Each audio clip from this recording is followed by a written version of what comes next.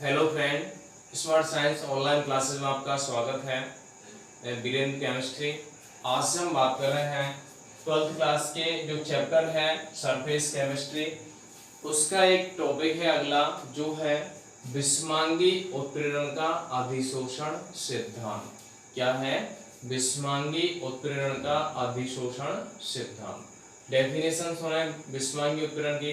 वह अभिक्रिया जिसमें अभिकारक उत्पाद तथा उत्प्रेरक, वह अभिक्रिया जिसमें अभिकारक उत्पाद तथा उत्प्रेरक में से कोई एक, तीनों में से कोई भी एक भिन्न प्रावस्था में होता है तो वह विषमांगी उत्प्रेरण कहलाती है। मतलब वह अभिक्रिया जिसमें अभिकारक उत्पाद या उत्प्रेरक में से कोई भी एक भिन्न प्रावस्था में होता है तो विषमांगी उत्प्रेरण कहलाती है। यह जो अभिक्रिया है वह मुख्य रूप से अधिशोषण सिद्धांत पर आधारित होती है।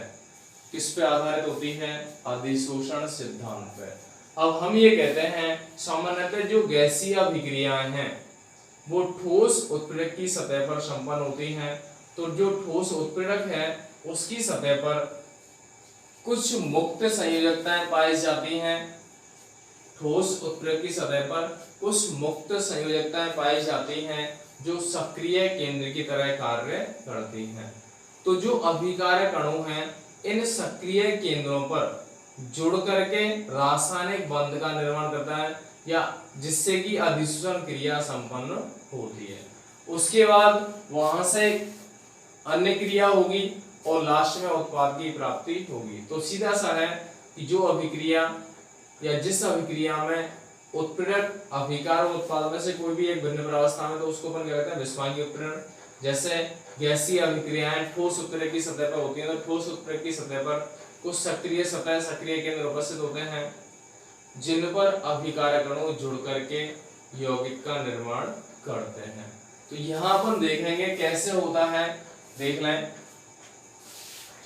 जैसे अपन कह रहे हैं ए बी उत्प्रेरक क्या बन रहा है? A B. एक अभिक्रिया बने लिखे ए प्लस बी, उत्प्रेरक की उपस्थिति में ए बी का निर्माण करते हैं। अब होता कैसे है वो देख लें। जो उत्प्रेरक है उसकी संरचना बना रहा हूं मैं।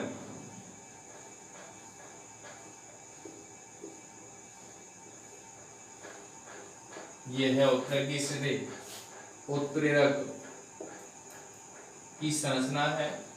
इसकी जो सतह है, ये वाले जो वैलेंसी फ्री हैं इनको हम क्या कहते हैं? मुक्त संयोजकता। जो वैलेंसी फ्री हैं इनको हम क्या कहते हैं? मुक्त संयोजकता। इन संयोजकताओं पर कौन जुड़ता है?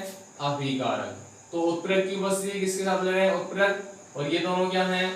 अभिकारक। ये ले लिए। उसके बाद क्या होगा कि ये मुक्त संयोजकताओं पर कौन जुड़ेगा?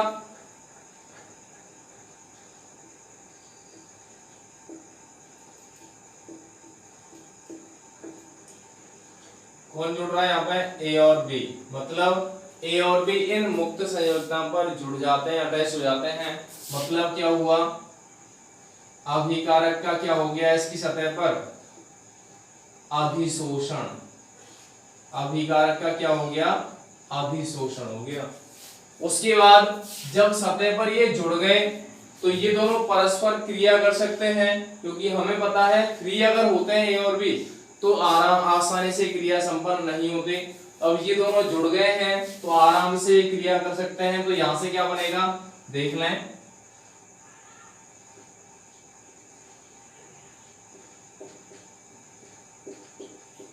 ये स्थिति मिल जाए ए बॉन्ड बी। बताओ, अब हमने कहा है शुरुआत में अभिकारक उत्पाद को या अभिकारक उत्प्रेरक को समीप लेके आते हैं।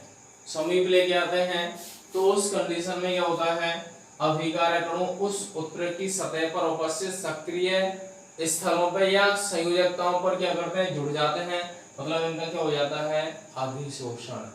तो हम कहते हैं कि किसी भी पदार्थ का किसी अन्य पदार्थ की सतह पर जुड़ना, संचित होना क्या कहलाता है? अधिशोषण। उसके बाद क्या होगा? जब अधिशोषण हो गया तो ये ए और बी इस उत्प्रेरक की सतह पर क्रिया करेंगे और क्रिया करेंगे तो क्या बनेगा, एक मध्यवर्ती यौगिक, क्या बनेगा, मध्यवर्ती यौगिक। और जो कैसा होता है, अस्थायी, जो कैसा होता है, अस्थायी। अब ये जो मध्यवर्ती यौगिक है आगे क्या करेगा, यहां से क्या होगा, धीरे धीरे ये दोनों बॉन्ड वापस से टूटेंगे, तो कौन सी क्रिया होगी, विशोषण। कौन सी क्रिया होगी, विशोषण। बनेगा क्या,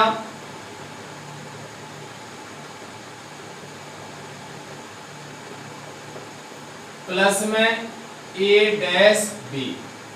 ये तो विशोषण, एक विशोषण क्रिया हो रही है, उसका मतलब है यहाँ क्या बन गया, उत्प्रेरक, और प्लस में क्या बन गया, AB उत्पाद, और ये क्या बन गया वापस से, उत्प्रेरक। अब हम देखें शुरुआत में क्या हो रहा था, उत्प्रेरक और अभिकारक को पास में लेके आए, तो अभिकारक का उत्प्रेरक के शब्द पर क्या हो गया, अधिशोषण।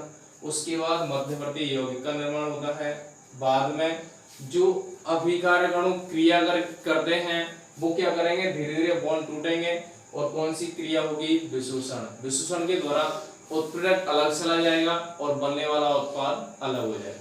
तो हम भी क्या चाहते हैं कि अभिक्रिया में अभिकारक अणु क्रिया करके क्या बनाए, उत्पाद।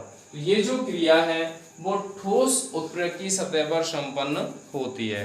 तो इस प्रकार से हम कह सकते हैं कि यहाँ पे कुछ पद प्रयुक्त होते हैं। वो कौन कौन से पद हैं, उनका नाम हम क्या कहते हैं। पहला पद तो होता है अभिकारक अणुओं का ठोस की सतह पर विसरण।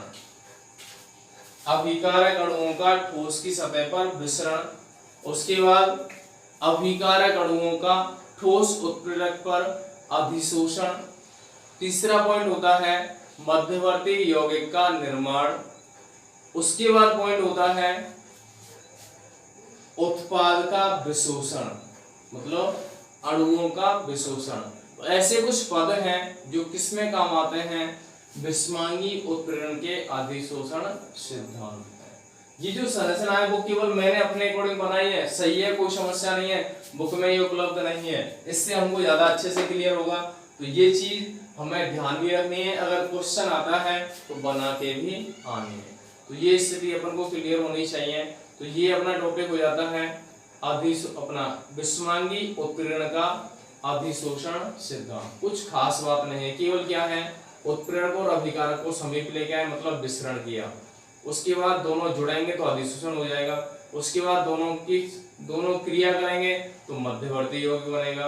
उसके बाद जो यौगिक बनेगा और उत्प्रेरक के मध्य उपस्थित जो बंध है वो धीरे धीरे क्या होंगे, टूटेंगे, तो कौन सी क्रिया होगी, विशोषण। और अंत में क्या प्राप्त हो जाएगा, उत्प्रेरक प्लस में उत्पाद। तो ये कहलाता है विषमांगी उत्प्रेरण का अधिशोषण सिद्धांत। तो ये जो टॉपिक है वो यहाँ पे कंप्लीट होता है। किसी भी स्टूडेंट को कोई भी समस्या होती है तो व्हाट्सएप नंबर पे या कॉन्टेक्ट नंबर पे कांटेक्ट कर सकता है, कॉल भी कर सकता है और मैसेज भी सेंड कर सकता है, तो जिससे उसकी समस्या का सॉल्यूशन साथ ही साथ हो सके। तो आज का टॉपिक यहाँ पे कंप्लीट होता है और बात करेंगे नेक्स्ट टाइम नेक्स्ट टॉपिक के साथ। धन्यवाद।